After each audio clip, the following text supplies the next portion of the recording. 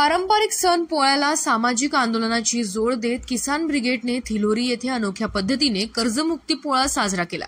साजऱ्या पोळ्यात बैलांच्या झुलीवर विविध मागण्यांचे फलक लावून शेतकऱ्यांच्या वेदनांना आवाज देण्यात आला।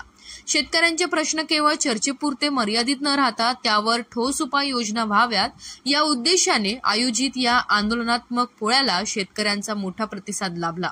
बैलांच्या झुलींवर पूर्ण कर्जमाफी मिळाली पाहिजे, नुकसान भरपाई त्वरित मिळाली पाहिजे, पीक विमा वेळेवर मिळावा आणि हमीभाव हमखास मिळावा अशा मागण्या स्पष्टपणे लिहिलेल्या होत्या।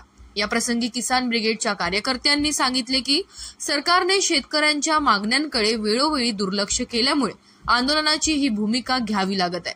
पोळ्यासारख्या सणातही शेतकऱ्याच्या डोळ्यात अश्रू असावेत हे दुर्दैवी आहे। कार्यक्रमात स्थानिक शेतकरी, महिला आणि तरुण मोठ्या संख्येने सहभागी झाले होते।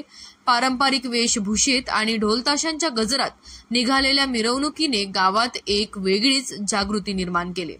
कर्जमुक्ती पोळा ही संकल्पना ग्रामीण भागात शेतकरी आंदोलनाच्या नव्या रूपाची सुरुवात ठरेल असा विश्वास किसान ब्रिगेडने व्यक्त केलाय।